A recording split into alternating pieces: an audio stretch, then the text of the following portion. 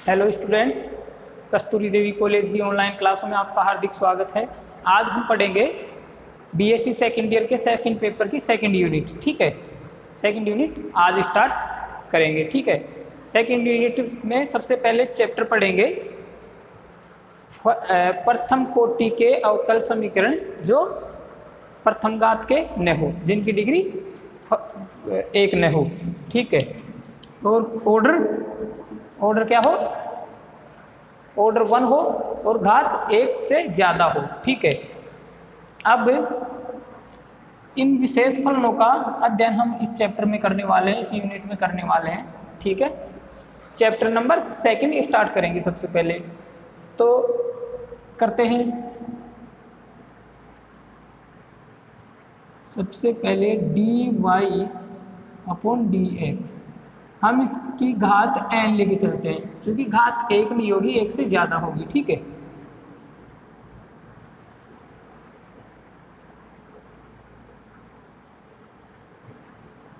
p1 dy/dx n-1 plus p2 dy/dx n-2 plus dot dot dot plus p n। ठीक है, यह समीकरण, इसको हम क्या लिख सकते हैं, मानते नहीं है, चूंकि सबसे पहले dy/dx y का x के रेस्पेक्ट डिफ्रेंशिएट करने पे जो ये अवकल गुणांक होता है dy/dx, इसको ये किसके तुल्य होता है, किसके बराबर होता है, p के। ठीक है, किसके, p के। इस बुक में जहाँ भी इस टाइप का p आएगा ना, छोटा p, और खासकर इस चैप्टर में, तो हमें समझना है कि उसका मीनिंग है dy/dx, y का x के रेस्पेक्ट में अवकलन, वही ये जो अवकल गुणांक है ये होता है। ठीक है, चूंकि ये होता है, ये मानते नहीं है, ये होता है, हम जानते हैं। ठीक है, यहाँ से क्या आ जाएगा, p की पावर n, ये स्मॉल है, ये बड़ा p है, बड़ा p1 p2 इस टाइप से। ठीक है, प्लस p1 और स्मॉल p की power n-1 plus p2 small p की पावर n-2 प्लस, ठीक है, और pn बराबर 0, या क्या लिख सकते हैं इसको, f(x, y) और p बराबर 0। ये हो गया समीकरण 1। ठीक है, क्या हो गया, समीकरण 1, या तो ये या फिर ये, जहां p1 p2 pn क्या है, x व y के फलन है।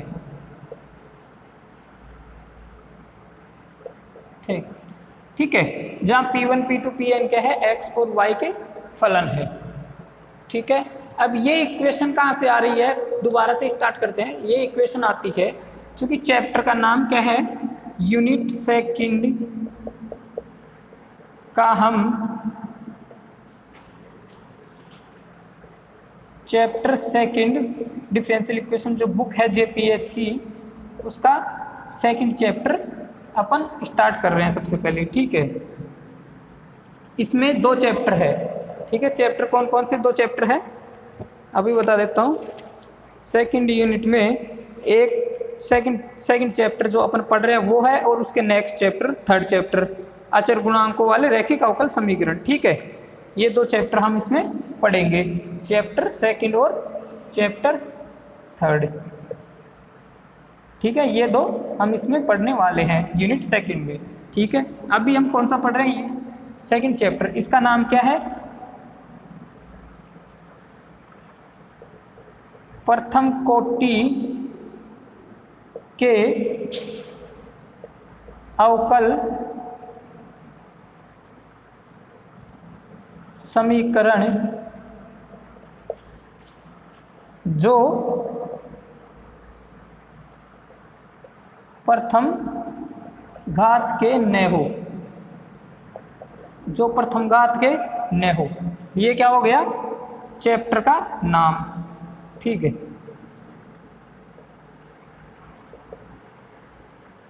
इसका चैप्टर का नाम, इस चैप्टर का नाम। ठीक है, अब चूंकि इसमें प्रथम कोटि का है तो यहाँ पे इनकी कोटि क्या है? ऑर्डर 1 है। और प्रथम घात के न हो, प्रथम घात उसके अलावा किसी भी घात के हो, तो कहने का मीनिंग 1 से अधिक ही इनकी घात क्या होगी? इनकी घात होगी 1 से बड़ी। ठीक है, तो घात क्या ले लिए हम? n घात का और फर्स्ट ऑर्डर का हम समीकरण लिखे हैं। ठीक है,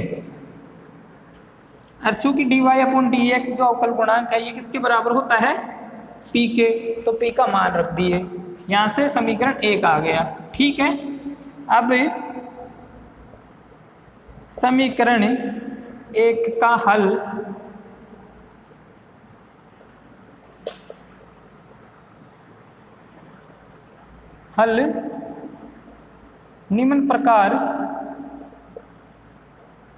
निम्न प्रकार से ज्ञात कर सकते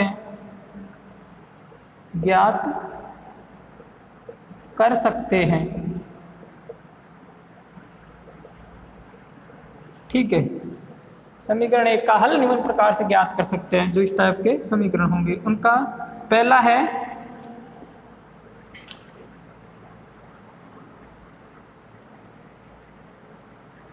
जो P है, कौन सा P? ये P के लिए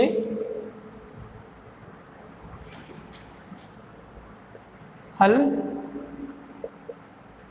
होने योग्य समीकरण। ठीक है, P के लिए हल होने योग्य समीकरण। दूसरा y के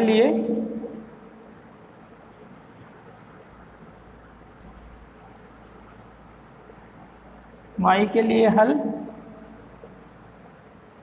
होने योग्य समीकरण।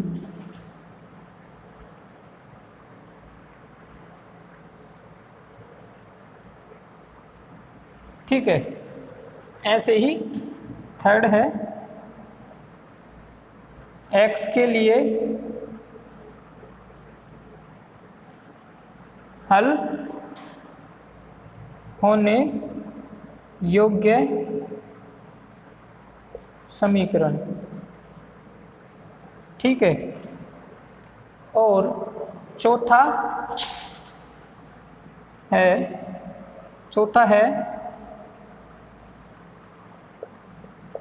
क्लेरो का समीकरण, मीन्स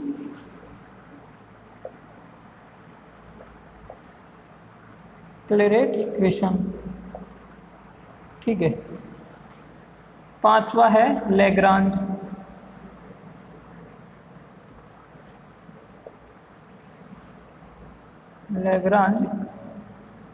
का समीकरण।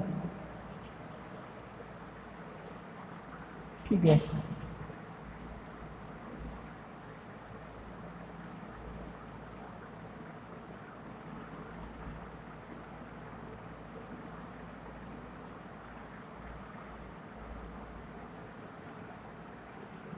Lagrange equation. ठीक है, एक ये है, ये 5 तरीके हैं। इन 5 तरीकों से 5 मेथड बोल दो इनको, जो 5 पॉइंट बोल दो, इनसे हम क्या निकालेंगे? हल निकालेंगे समीकरण 1 का। ठीक है, ऐसे समीकरण जिनका ऑर्डर 1 हो और घात 1 से ज़्यादा हो, उनका हल हम इन 5 पॉइंटों से निकालेंगे। ठीक है। और जो पहली यूनिट में हमने मेथड्स पढ़े हैं, जो करवा चुके हैं पिछले लेक्चर्स में, मैंने करवा दिया है फर्स्ट यूनिट कंप्लीट, उसके भी कुछ मेथड्स यहाँ पे काम में आ सकते हैं। ठीक है, तो वो भी आना बहुत ज़रूरी है। ठीक है, तो सबसे पहले हम देखेंगे P के लिए हल होने योग्य समीकरण। ठीक है, जो केवल P के लिए ही हल होंगे। कुछ समीकरण ऐसे भी हो सकते हैं इनमें जो P किसी एक इस पॉइंट से भी इनका व्यापक हल निकाल सकते हैं, इससे भी निकाल सकते हैं, इससे भी निकाल सकते हैं, मतलब एक से ज़्यादा पॉइंट भी उसमें काम आ सकते हैं। जैसे कोई समीकरण है, कभी कभी समीकरण 1 का P के लिए हल EP के लिए भी हल होगा और Y के लिए भी at the same time Y के लिए भी हल होगा। तो अब हम पहला पॉइंट देखते हैं। ठीक है,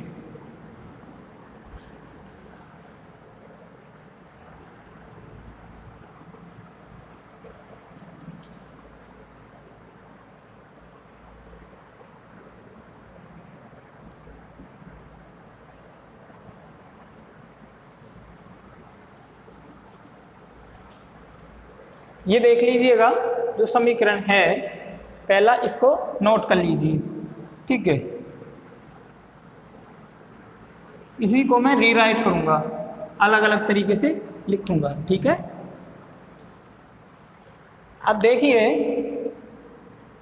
सबसे पहले पॉइंट 1 फर्स्ट। ठीक है, क्या करेंगे, सबसे पहले P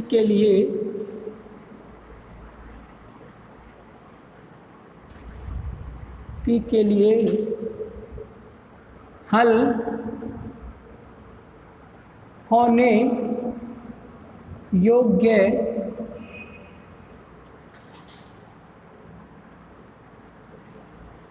P के लिए हल होने योग्य समीकरण, इसको इंग्लिश में क्या कहते हैं,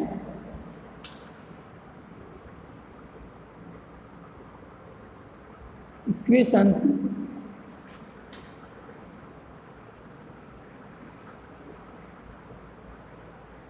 solvable for P। ठीक है,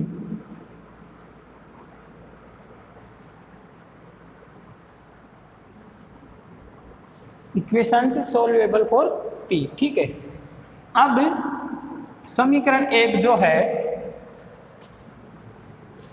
उसको, समीकरण 1 को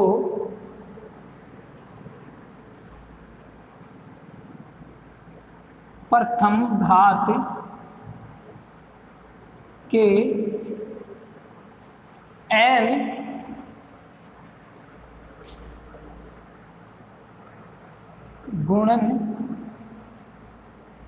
गुणनखंडों, प्रथम समीकरण को प्रथम घात के n गुणनखंडों में लिखने पर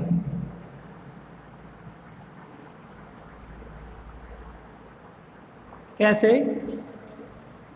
P माइनस Q1, ठीक है,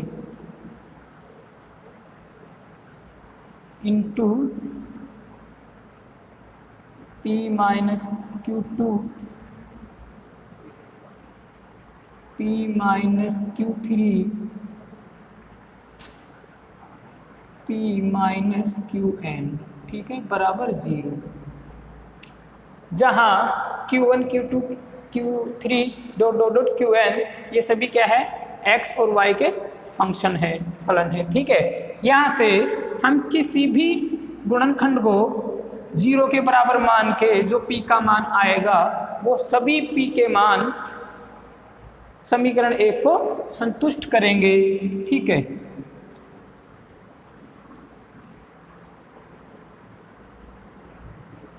जहाँ Q1, Q2, Qn x व y के फलन है। यहाँ समीकरण 2 से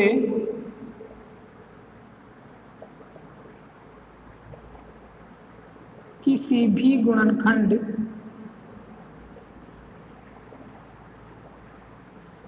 का किसी भी गुणनखंड को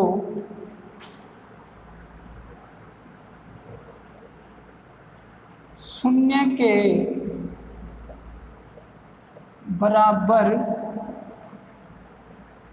रखकर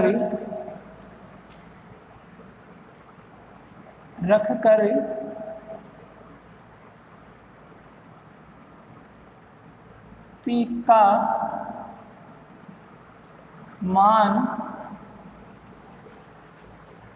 समीकरण 2 से किसी भी गुणनखंड को शून्य के बराबर रखकर पी का मान निकालने पी का मान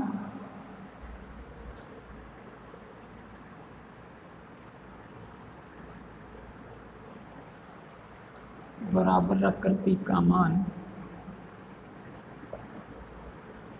निकालने पर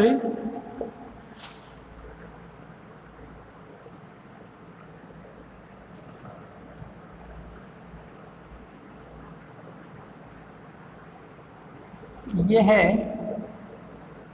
पी के मान समीकरण 1 को संतुष्ट करेंगे। ठीक है, अतः इनका मैं सॉल्यूशन निकालता हूं। जैसे पहले गुणनखंड का सॉल्यूशन होगा f, पहले गुणनखंड का सॉल्यूशन मान लीजिए f1 x y और c1 कोई, ऐसे ही दूसरे का f2, ये कोमा है, ठीक है, x y c2, ठीक है, fn x y cn, ठीक है, और सॉरी ये सब बराबर है 0 के, बराबर 0। ये क्या है, 0 के बराबर है। फिर ये क्या है, ये भी 0 के बराबर होगा। फिर ये क्या है, ये भी 0 के बराबर होगा। ठीक है, ये भी 0 के बराबर है, ये भी 0 के बराबर है, ये भी।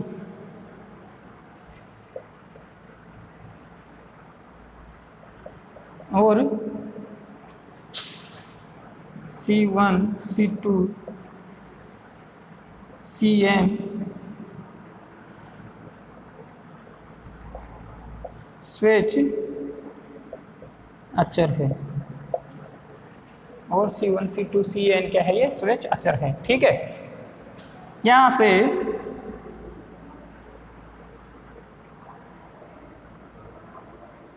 चूंकि समीकरण 1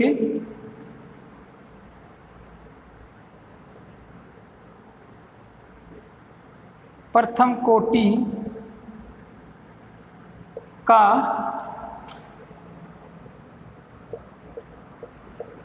अवकल समीकरण है,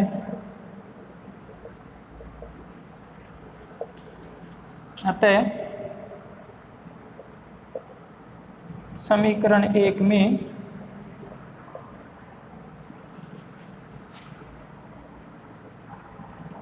स्वेच अचर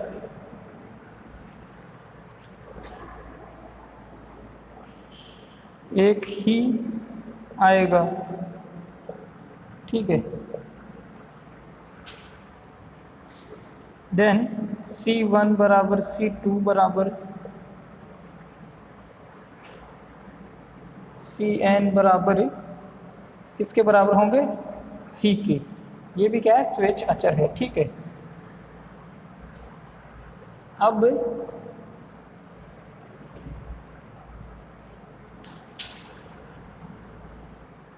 अब समीकरण 2 में इन सब का मान रखने पर, चूंकि ये जो है ये किसका सॉल्यूशन है, इतना p माइनस Q1 का, P माइनस क्यू वन बराबर 0 होगा। ठीक है, ये किसका सॉल्यूशन है? P माइनस क्यू टू का बराबर 0। ठीक है, अब इनको हम इक्वेशन 2 में या लिखने पे F1 x y c, सबकी जगह c लिख देंगे, F1 बराबर 0, F2 x y c बराबर 0, Fn x y c बराबर 0। ठीक है, यहाँ से यहाँ F1 x y c बराबर 0, P माइनस क्यू वन बराबर 0 का हल है। इसी प्रकार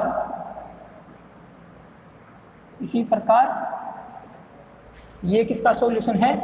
P माइनस क्यू टू का। ये ऐसे आप लिख देना है 1-2 लाइन। ठीक है, अब मैं नेक्स्ट लाइन लिखता हूँ इनको एक साथ, F1 x y c, ठीक है, इंटू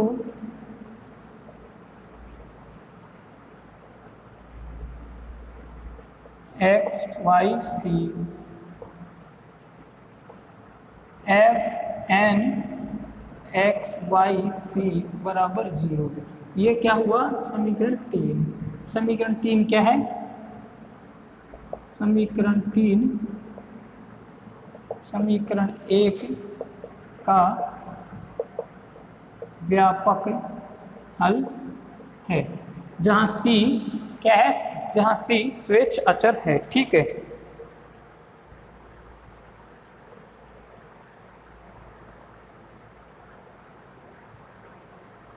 जहाँ c स्वेच्छ अचर है। ठीक है, अब हम इस टाइप से ये सॉल्यूशन आता है, समीकरण 1 का हल है ये, और ये सब क्या है? मल्टीपल में है। ठीक है, गुणा में है। अब हम इसका एक एग्जाम्पल देखते हैं, बुक का एग्जाम्पल देखते हैं।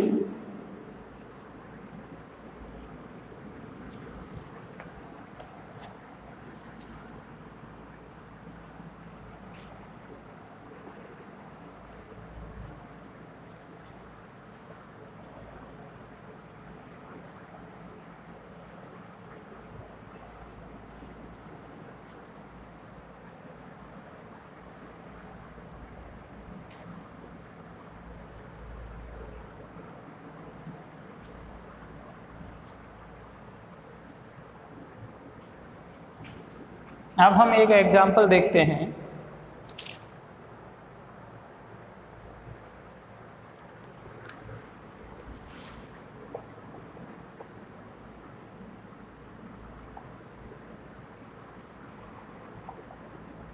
हल कीजिए p² माइनस 9p प्लस 18 बराबर 0, समीकरण 1। ठीक है, ये स्क्वायर है। समीकरण 1 ये सॉल्यूशन, समीकरण 1 p में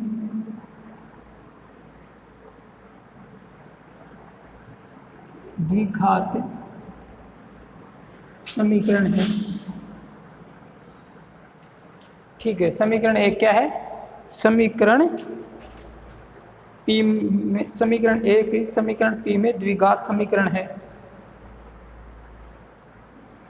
ठीक है, हम इसको किसके लिए हल कर रहे हैं? ये P के लिए, ये P में हल होने योग्य है। ठीक है, तो P का हल निकालिए, वहाँ से P का मान निकालिए, जैसे x का निकालते हैं, टुकड़े कर दीजिए। P माइनस क्या हो जाएगा? p² 6p minus 3p plus 18 बराबर 0। ठीक है, 9p और 18। ठीक है,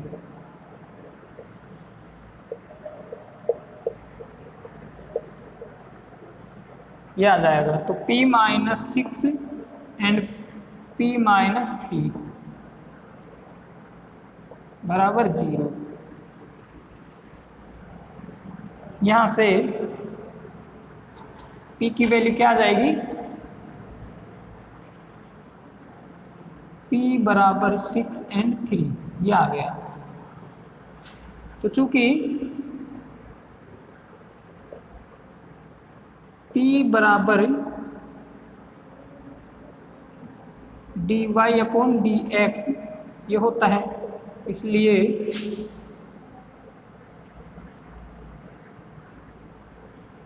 p बराबर 6, तो p की जगह क्या लिख देंगे,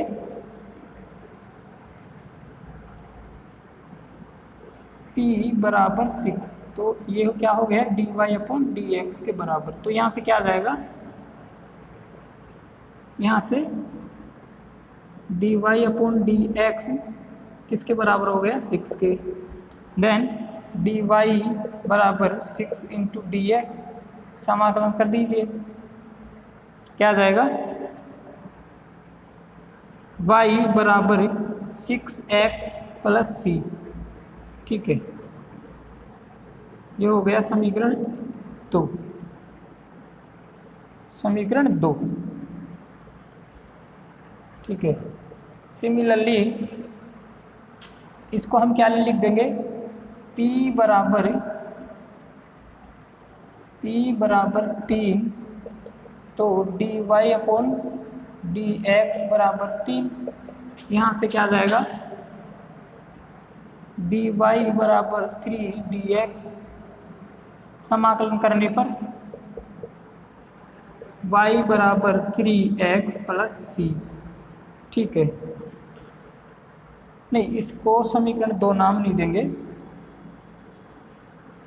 इनको 0 के बराबर करेंगे ना, तो 6x माइनस c बराबर 0, ये है समीकरण 2। ऐसे ही यहाँ से y minus 3x minus c बराबर 0। ठीक है, ये क्या हुआ, समीकरण 3। अब इसका हल, समीकरण 1 का हल क्या आएगा, यहाँ से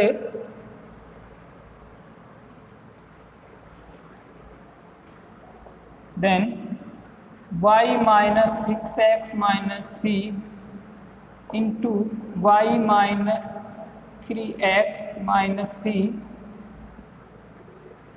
बराबर 0। ठीक है, ये समीकरण स्टार, जहाँ c बराबर स्वेच्छ अचर